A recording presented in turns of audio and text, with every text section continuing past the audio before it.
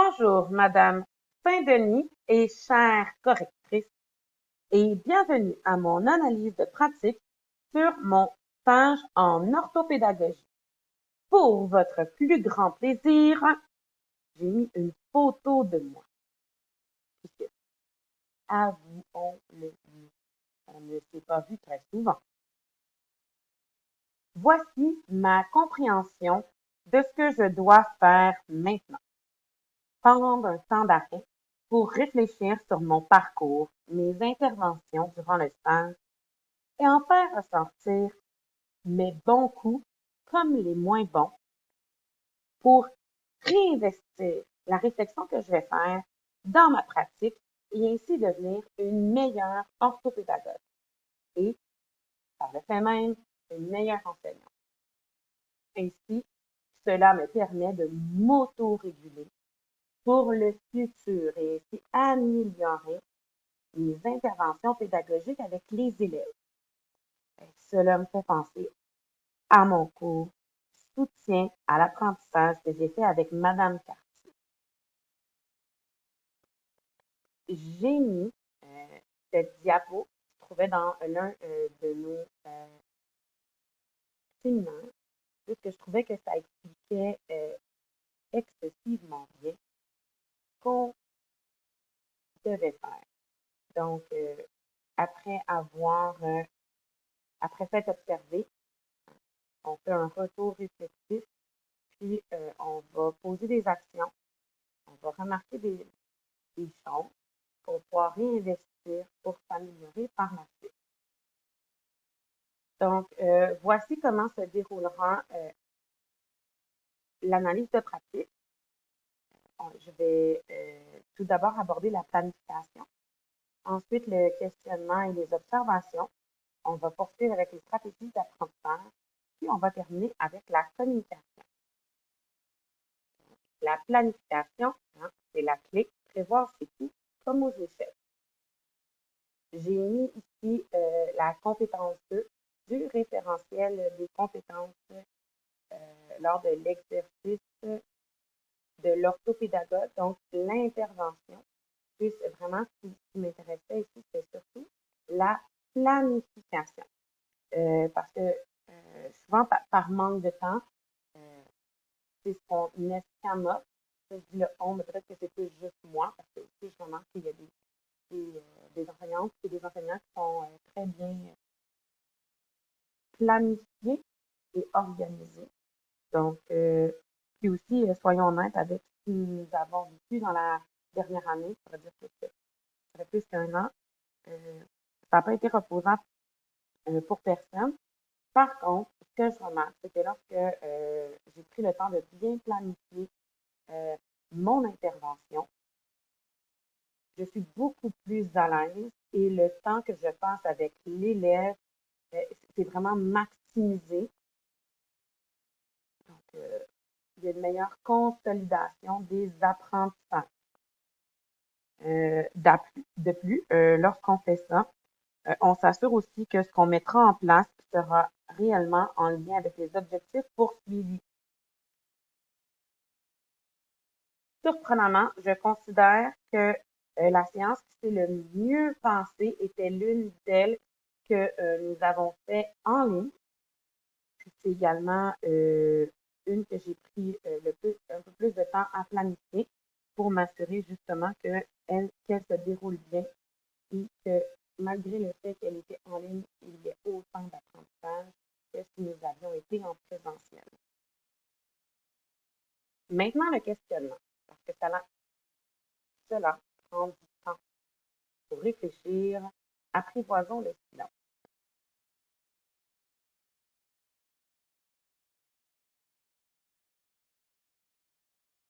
Lors d'une rencontre individuelle avec Mme Saint-Denis, c'est justement ce qu'on avait remarqué, c'est que je ne laissais pas assez de temps à l'élève pour réfléchir, entre autres, et également mes questions étaient surtout des questions fermées, euh, parce que je voyais qu'il ne parlait pas ou ne répondait pas nécessairement à ce que je lui demandais. Je, je devenais inconfortable, je me disais, mais peut-être que j'ai pas posé les bonnes questions, donc là, j'en posais une autre, puis une autre, puis une autre, mais ça ne débouchait pas parce que j'avais pas pensé aux questions que j'allais lui poser. Donc, c'était surtout des questions fermées que je lui posais, donc il répondait par oui ou non.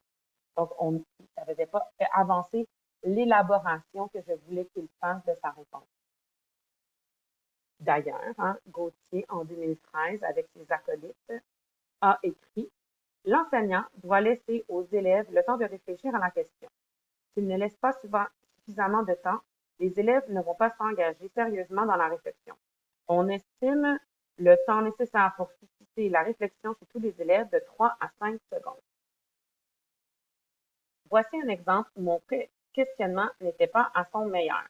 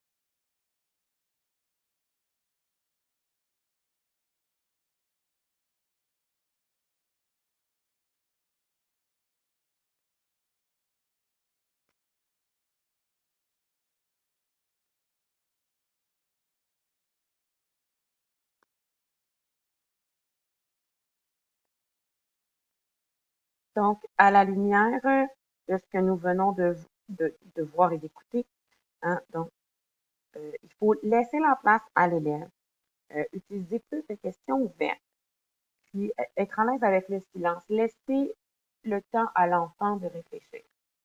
Également, le questionnement peut être aussi réutilisé au moment de l'intégration à la fin de la séance pour demander qu'as-tu appris, quelle stratégie utiliseras-tu dans la classe lors d'une nouvelle évaluation.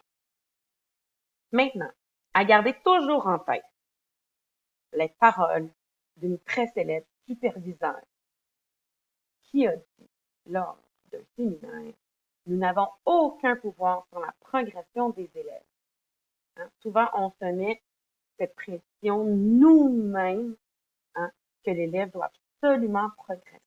L'élève va apprendre, l'élève va s'améliorer, mais ça peut arriver des fois qu'on ne voit pas nécessairement que l'amélioration ou l'apprentissage ne se reflète pas dans les notes. Maintenant, les observations, on peut en apprendre beaucoup sur quelqu'un rien qu'en l'observant. Cette image provient d'un des séminaires que nous avons eu ensemble, puis je l'utilise car je trouve que ça reflète très bien ce que nous devons d'observer pour mieux évaluer les besoins de l'élève. Donc, entre autres, j'ai fait des entrevues avec les parents, l'élève, son enseignant, J'ai d'ailleurs aussi regardé les productions écrites de l'élève avec qui j'étais, aussi son dossier de l'élève ainsi que ses bulletins. Par contre, quand je regarde cette image, je me dis que j'aurais dû aller l'observer en classe. C'est une chose que je n'ai pas fait. Donc, la prochaine fois, pour mon prochain élève, pour évaluer ses besoins, je vais aller en classe et je vais probablement utiliser une grille d'observation.